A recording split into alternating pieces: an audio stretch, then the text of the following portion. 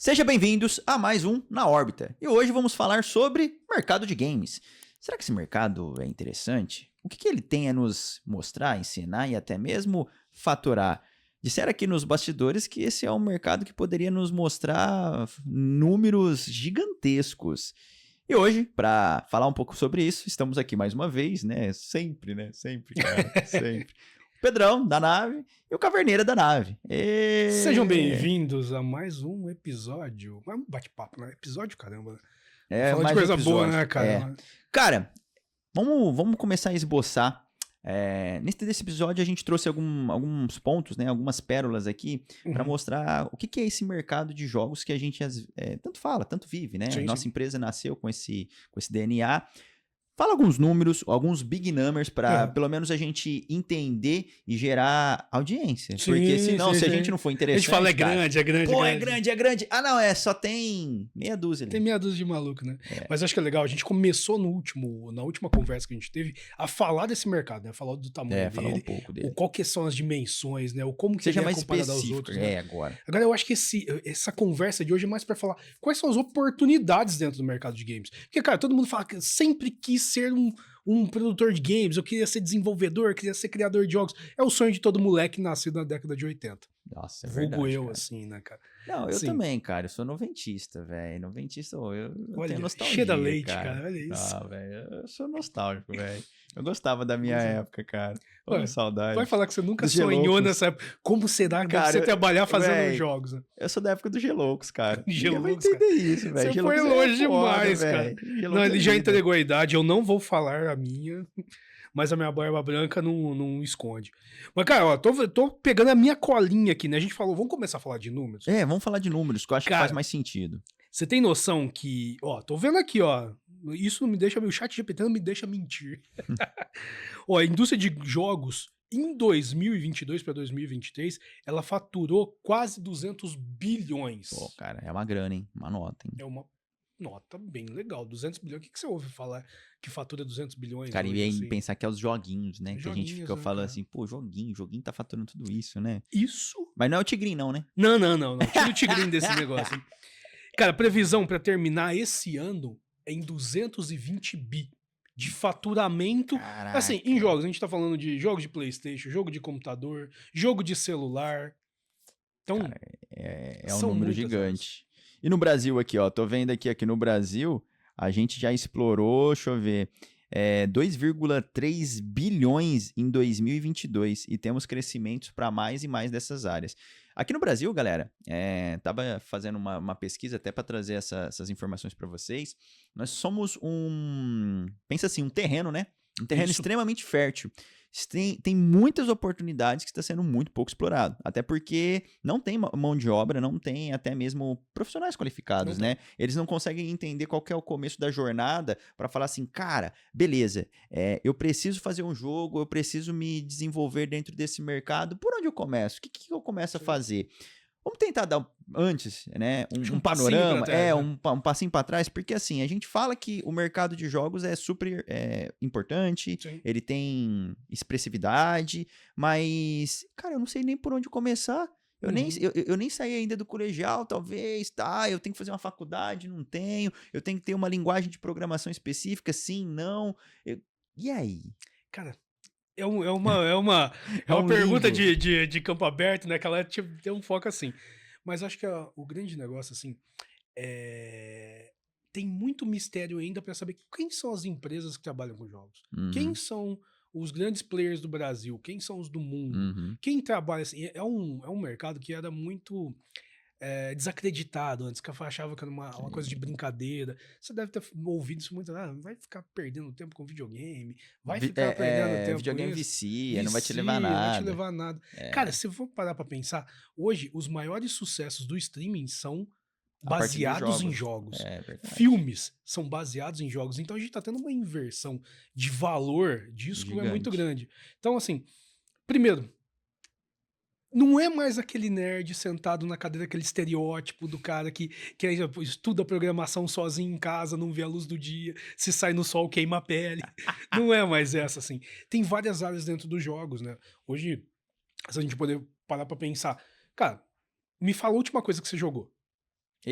Ontem eu tava testando um jogo super legal de o Vini, um sócio nosso. Ele falou, pô, Pedrão, você vai gostar desse jogo. É de um FPS que é Arena Blackout. Cara, Sim. super legal. Foi hypado agora, começou a ser lançado. Ele tá com launcher ainda exclusivo e logo mais vai entrar. Eu já fazendo propaganda. Olha isso. E logo mais vai entrar pra Epic, pra Steam. Cara, um jogo super legal. Ele tem uma dinâmica bem interessante em relação à jogabilidade do que é a proposta. É meio que uma sobrevivência, mas você tem que trabalhar em equipe, porque você tem que pegar itens e se tu morrer, cara, tu vai a zero. E sem choro, sem vela. Olha aí. Porque você vai ser roubado ali, seus itens e tudo mais. Então, a grande estratégia da brincadeira é você fazer a administração de recursos. Pelo que eu percebi. Recurso, porque você, numa guerra, você sendo um soldado, você é limitado... ele tem esse tema de guerra, assim? Não digo um tema de guerra, mas eu não ambientalizei muito, mas eles têm que fazer algumas missões, né? Em cenários, assim, apocalíptico também, quebrado, tudo estourado. Então segura aí. Eu não joguei, eu não sei. Mas você acabou de me falar de cenário, você acabou de me falar de história, de mecânica de sobrevivência, e com certeza você tinha sons lá. Sim. Então aí a gente tem gente produzindo cenário, a gente tem pessoas fazendo a sonoplastia do jogo inteiro. Cara, e é muito boa. Tem alguém escrevendo a história por trás. Então a gente já falou de level designer, que pode ser um arquiteto, pode ser um antropólogo. Vou dar até uma pegada legal, que a gente que é produtor, a gente tem um olhar para os jogos com um formato diferente, né? Eu adorei a intro dele. Porque na hora que ele dá a intro, eu senti que eu tava assistindo uma TV dos anos 80. Ainda legal, saindo do preto e branco, vindo para as primeiras TVs coloridas. E ele vai fazendo essa intro. Vai fazendo essa transição. Só que na hora que ele usa lá como fala? Aquela câmera saindo do núcleo da imagem, e aí quando você vê, você estava dentro de uma TV, eu falei, cara, que legal, velho, que experiência, porque ele deu toda a narrativa já do começo do jogo ali, que tá acontecendo algumas coisas, como se fosse uma notícia de televisão, mas aquelas televisão antiga, eu falei, cara, deu a impressão que eu tava assistindo um jornalzão antigo, e eu tava lá imerso assim, assistindo, parado, com o headset, aí eu falei, uai. E eu fiquei ali um tempinho, porque eu tava lendo, né, a história, o que eles estavam propondo, do contexto da história, e veio no primeira pessoa. Olha que legal. Cara, achei muito massa, velho. A dinâmica ali já foi muito massa. Já a primeira experiência introdutória, achei, assim, muito, muito fora da curva. Você tá vendo? Você já parou pra pensar que isso é um roteirista que fez? Cara. Alguém que tava escrevendo cara de vídeo, algo? Um cara só de vídeo. Isso aí eu tenho certeza que é um cara só de vídeo. Sim. O cara ainda nem entrou ainda no contexto do jogo. E o cara fez isso pra você ficar assim imerso. E você imaginava que trabalhar com jogos era ficar trancado num quarto escuro, programando numa tela, sem ver gente. Cara, tem muitas profissões que estão dentro dos jogos e as pessoas não conseguiram entender ainda. Sim. Vou montar, assim, eu acho que um pouquinho do que a nossa experiência de ter entrado... Eu vou falar um pouco da minha experiência para entrar no mundo dos jogos. Eu nunca imaginei que ia trabalhar com jogo na vida. Nunca. Legal, nunca. Pô. Não foi assim. A gente veio do universo de obras, né? Então eu mexia com pedreiro, mexia com construção o dia todo. Só que a gente começou a ver problemas na hora de validar projeto de arquitetura. Sim, então, cara. assim, as pessoas não entendiam, não pegavam um projeto na mão e falavam, pô, achei lindo esse quarto. Cabe uma cama? Cabe um sofá? Sei lá, cabe um criado mudo? Eles queriam primeiro ver pra eles crer, queriam né? Vamos dizer. entender, né, cara? Porque, tipo, você vê uma planta baixa, um projeto de arquitetura, pra quem entende, vê isso o dia inteiro, é natural. Mas pra quem não entende, cara, quanto que é um corredor de 1 metro? É um tamanho legal? Um quarto de 20 metros quadrados. É um tamanho legal? A pessoa ouve isso e não sabe. Então a gente começou a procurar recursos de como eu resolver esse problema para as pessoas entenderem de verdade a arquitetura. A gente descobriu que transformando a arquitetura em jogo e colocando um óculos de realidade virtual, as pessoas conseguiam experimentar a arquitetura antes dela existir. Então ele conseguia vestir a casa dele. Eu sempre falo isso para as pessoas. Você experimenta como se fosse uma peça de roupa. Se te serve bem, se não te serve, vamos reajustar. Vamos para a próxima. Vai para o alfaiate para ele poder ajustar. Perfeito. Arquiteto tem que ser um paralelo desse de alfaiataria, né? A arquitetura é uma coisa feita sob medida. Então a gente começou a ver que dentro das mecânicas de jogos, de criação de cenário, de level design, que é a área que a gente se especializou, né? Que é criar cenários e fazer você experimentar, resolvi um problema meu de construção civil.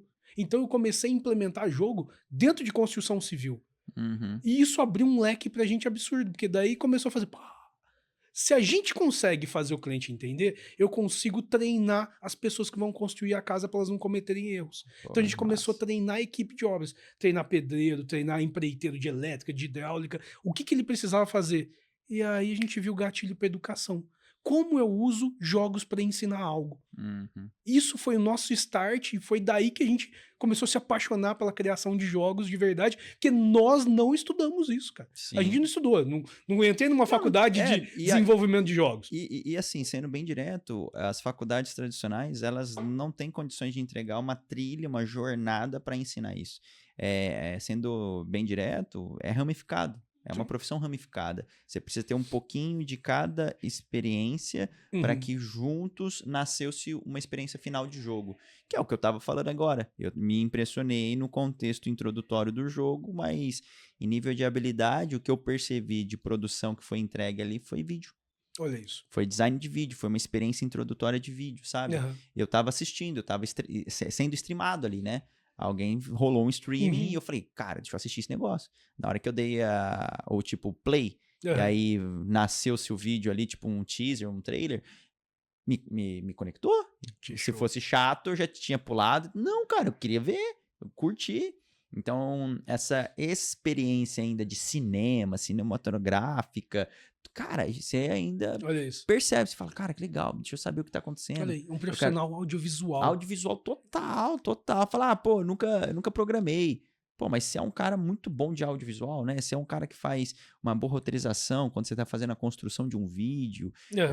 Você tá conseguindo formatar bem um vídeo legal, tá conseguindo entender a dinâmica. Cara, tem mercado pra você. Você é um profissional aí que eu acho que faz sentido. Olha isso, cara. E aí? Né? Então, a gente ainda está aventurando, principalmente no campo do Brasil, isso, né? Eu percebo isso. Eu acho massa. Mas continua, fala aí. E depois isso é legal. Você começou a dar um ponto, cara. Quem tá na faculdade agora fazendo hoje audiovisual, alguma faculdade de comunicação, tem total capacidade para trabalhar numa empresa com criação de jogos. Isso é verdade. Você acabou de falar isso. Aí pegando aqui, ó, por exemplo, a gente veio nesses pontos. Então, qual que são as bases médias salariais? Porque, ó, ficou claro que, basicamente, para você participar de uma estrutura de um jogo, ele é ramificado, né? Ele é ramificado por várias trilhas. Vamos só repetir aqui. Vem até a parte do level design, que é basicamente quem vai estar fazendo a estrutura ali do terreno, correto? Vamos dar um exemplo aí.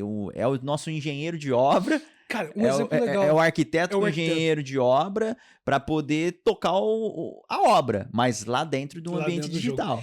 Um exemplo legal disso, sim, são jogos que contam a história. Você viu um jogo que contava um contexto de guerra pós-apocalíptico. Às vezes não é um cenário verídico, é um cenário fictício. Sim. Mas pensa jogos igual o Assassin's Creed, que ele recria momentos históricos, né? Então você pega um jogo que ele vai criar um momento determinado, revolução francesa, ou então o renascentismo. E ele vai pegar o quê? Ele precisa reconstruir cenários dessa época com base histórica. O que ele vai atrás? Historiador.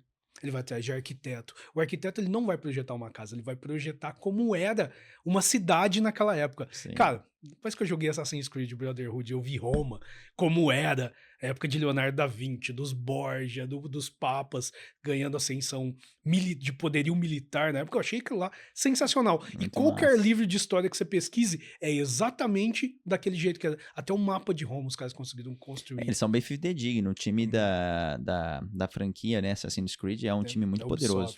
Aí os caras realmente traz muita energia para esse contexto histórico.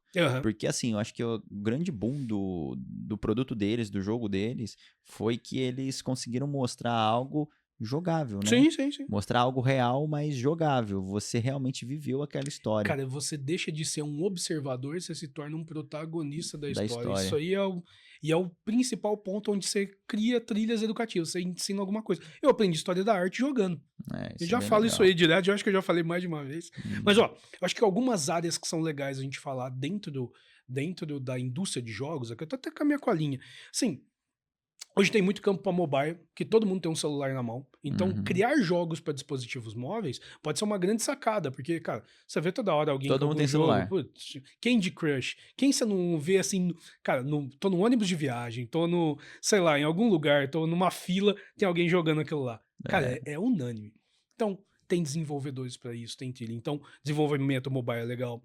Nós temos uma expertise na área de realidade virtual, que a gente desenvolveu muito em realidade virtual. É um campo gigantesco, com tecnologias novas, hardware, melhorando toda hora, a Meta soltando equipamentos novos. Então, uma área muito boa para poder pesquisar, com o advento do metaverso também, que eu acho que é um ponto muito interessante para ver, né? Dito assim, cloud gaming, que são jogos que vão independer de dispositivos. Né? A gente tem um problema muito sério hoje, que ninguém tem um computador gamer com uma 4090 para jogar as coisas assim, que exigem muito gráfico. Então, começar a produzir coisas que não dependam de hardware pode ser uma grande sacada também. Então, começar a entender isso. Está democratizando, né? Democratizando. E aí, uma coisa que não quer calar, inteligência artificial. Cara, inteligência artificial, eu acho que é o boom para qualquer área, inclusive para a área de jogos. Começar a entender isso, mecânicas, aprendizado de máquina para criação de NPCs, para educação. Cara, isso aqui é um grande ponto boom aqui dentro, né? E, cara, tem um negócio também muito legal. Que? Esportes. Você não precisa produzir. Você pode ir lá jogar. Cara, você é muito bom no jogo. Ser um tester. Cara, você pode ser um profissional dos mais bem pagos. O esportes premia mais do que os esportes tradicionais, cara. Você vê assim, a gente falou da outra vez, né, de campeonatos, igual o Counter-Strike, tem campeonatos que premiam muito bem, Free Fire, né, que são jogos que tem no celular também. O próprio Fortnite tem uma mecânica também de recursos lá dentro. E, cara, LoL e Dota, que são os jogos que mais premiam no mundo. Pô, o campeonato de Dota aí do ano passado premiou em mais de 20 milhões, cara. 20 milhões de dólares. Os primeiros colocados. Então, ser um bom jogador dá dinheiro também. Pô. Então, assim, se você treinar, se qualificar, galera, é um mercado que eu acho que é aberto para todo mundo. Não, é gigantesco, cara. E eu acho que, assim, um último ponto pra gente poder falar desses mercados, dessas possibilidades dentro do universo de jogos, é quem trabalha com Web3, quem trabalha com blockchain, quem trabalha com o universo cripto. Cara, é uma tendência crescente que todo esse histórico vai estar fixado numa blockchain para poder ter dados confiáveis. Então, cara, quem estuda blockchain, quem estuda mercado cripto, quem está trabalhando com Web3, tem uma área muito grande, porque os jogos estão sendo ancorados dentro de blockchain. Legal. Quantos jogos você tem aí que minera criptomoedas, dados, né, que vão te dar dinheiro? Então, jogar também te dá dinheiro nisso, né? E desenvolver, então, nem se fala, né? Nem se fala. Mas, assim, eu acho que são assim, áreas muito complexas, mas falando de micro-áreas, de coisas do nosso dia a dia, do nosso, sei lá, das nossas profissões tradicionais, eu acho que tem muita adaptação que eu acho que é o ponto que a gente precisava bater. Que, assim, é muito difícil você ver um programador de inteligência artificial, mas não é tão difícil encontrar um arquiteto. É muito difícil ver alguém especializado em blockchain, em mecânicas de cripto, mas não é tão difícil achar um audiovisual bom, um roteirista bom. Uma agência de publicidade está mais próxima de um estúdio de desenvolvimento de jogos do que uma própria software house. Que você tem todas as habilidades que tá. Quando a gente precisa criar um jogo, a gente precisa de um roteirista. Sim. Alguém que vai criar essa narrativa, vai contar essa história. Que é o cara de conteúdo. O cara de conteúdo. Porque tem que ser legal, tem que ser divertido. Tem que te pegar igual te pegou esse jogo. Eu não joguei, eu preciso ver isso agora. Mas criar um enredo legal, escrever essa história, porque ela antes está escrita em algum lugar. Sim, ela está planejada em algum lugar. Um planejador, um cara de gestão de processo. Perfeito. Um Luigi, pelo amor de Deus. Todo mundo precisa de um Luigi em algum lugar. Todo mundo precisa de um gestor de projeto. Um gestor de projetos, porque isso precisa andar e ficar estável, coeso, né? Ficar coeso, tem que estar alinhado. Mas assim, então, resumidamente, a gente tem oportunidades no mercado, a gente percebeu que dentro de várias mecânicas aí que tu citou, dá para sim a gente fazer jogos para mobile, para computadores, e inclusive assim, focando principalmente parte mais democrática. Sim. Você pode produzir algo para todo mundo, para que todo mundo tenha acesso. E você também pode hypar fazendo algo mais complexos, né? Que nem você até comentou aí sobre a parte de gamificação no mundo Web3, que seria ele com criptomoedas.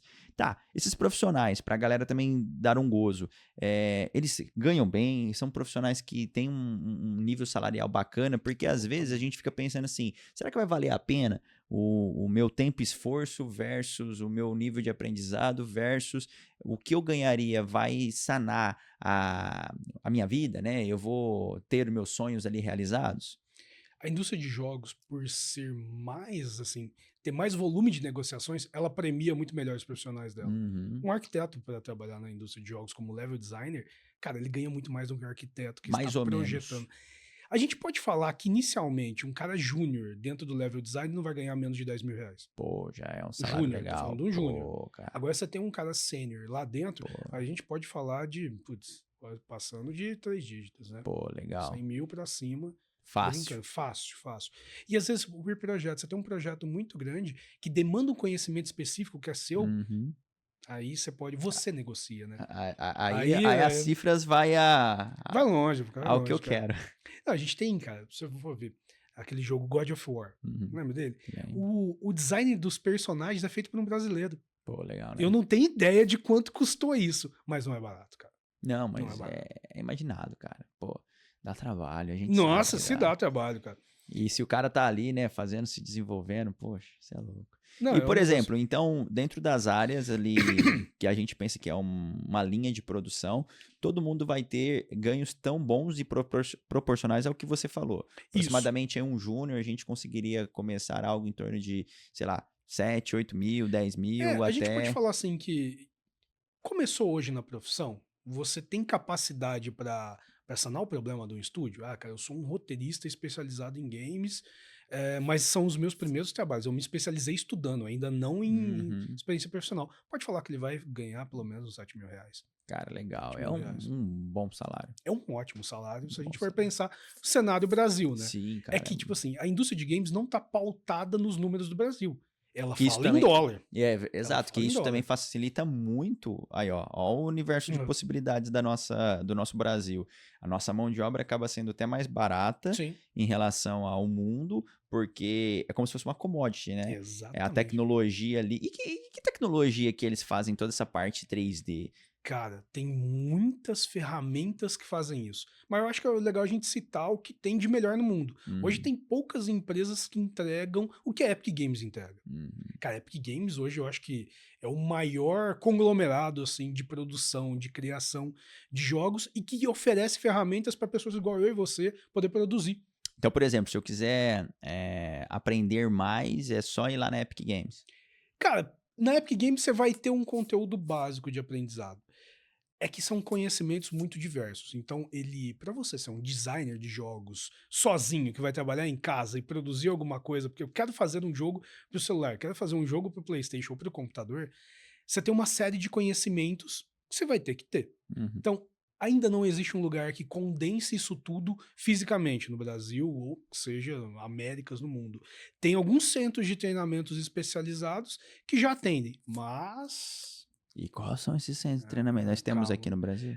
No Brasil agora, cara, agora não, vamos falar assim, há um ano mais ou menos, um centro de treinamento se tornou especialista em todo esse roteiro de processo para deixar apta uma pessoa para trabalhar no universo dos jogos, seja onde ela quiser trabalhar, em qual setor dentro do universo dos jogos. Hoje a gente já tem condições de, por exemplo, ter melhor ordenado toda essa trilha de conhecimento. Porque senão você ia ter que minerar esses conhecimentos, você ia ter que assistir alguma aula de YouTube, frequentar uma faculdade X, juntar esses conhecimentos, amarrar eles e fazer alguma coisa, igual a gente começou a fazer em construção civil.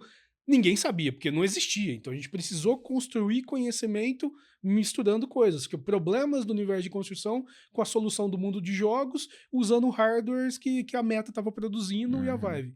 Então não existia. Agora tem esses centros de treinamento, cara. Eu vou falar de um específico que é a Big Gameplay. Não tenho o que falar. Ela tá dentro da nave. Big Gameplay é parceira nossa. Cara, uma puta de uma empresa. Não, a gente tem que falar porque o Sérgio é um cara fora da curva, é sensacional.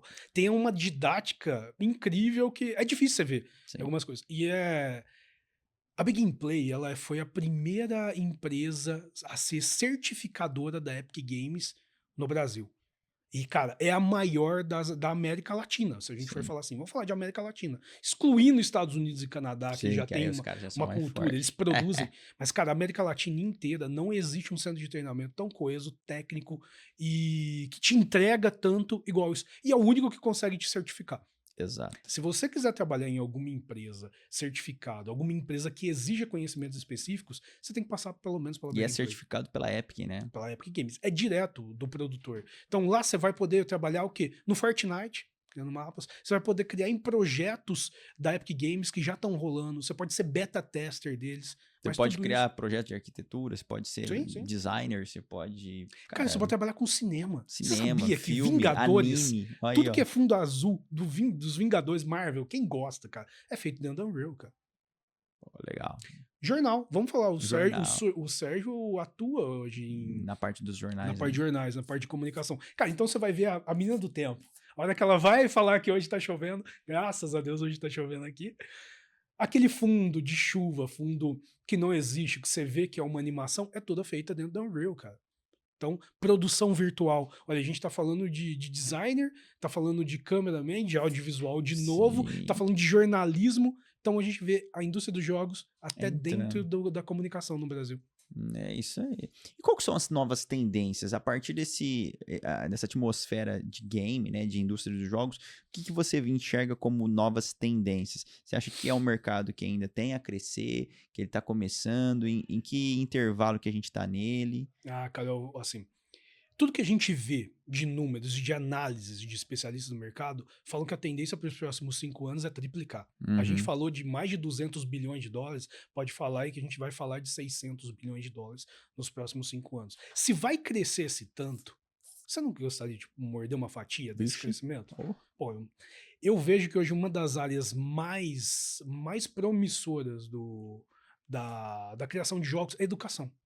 Cara, educação pra mim é um calcanhar de Aquiles nosso, da Europa, da Ásia, da América do Norte, é onde a gente tem mais déficit de tecnologia. Perfeito. Porque a sala de aula ainda é aquele negócio arcaico. Não, e sem contar, acho que as crianças, elas estão querendo ter mais interatividade, né? Sim. Eles estão perdendo, vamos pensar, a vontade de prestar atenção nas coisas, porque eles têm um dispositivo na mão, eles querem o quê? Engajamento. Então, o professor, ele precisa brigar com aparelhos, dispositivos que engajam eles. Então, cara, olha que luta cruel. O professor acaba perdendo, na maior parte das vezes, porque ele tem que dar uma aula show. Ele tem que ir lá como se fosse um circo. Sim. Ele tem que apresentar o espetáculo, mas num formato de um show, de um espetáculo mesmo. Cara, e eu só queria dar minha aula de matemática.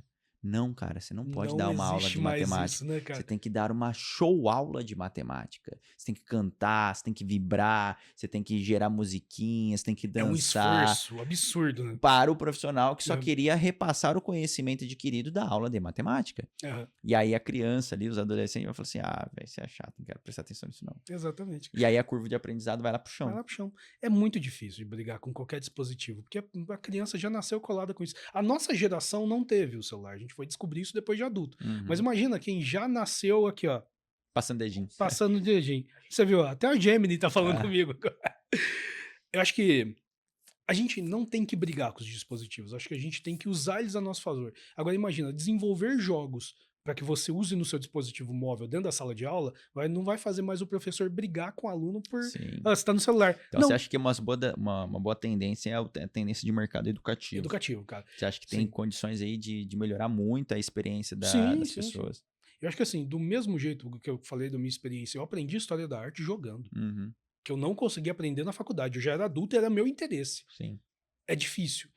Imagina o que a gente pode fazer pelo ensino com coisas que colocam a vida em risco. Pô, legal. A gente já fala muito de ensinar a segurança do trabalho dentro de realidade virtual. Isso é bom. Como é que eu vou te ensinar a manipular equipamentos que são risco para sua vida sem você correr risco? Pô, isso é massa. Cara, é um ponto. É educação também. A gente não precisa falar de educação só na escola. A gente pode falar de educação empresarial, industrial. Mas em todo lugar, né? Todo lugar precisa ser educado de alguma forma. Imagina. Educação de trânsito, cara. Nossa. Aqui nosso trânsito é ruim. A outra escola já tem jogo, né, cara? Nossa educação é ruim demais. Eu tava vendo, eu não tinha prestar atenção nisso.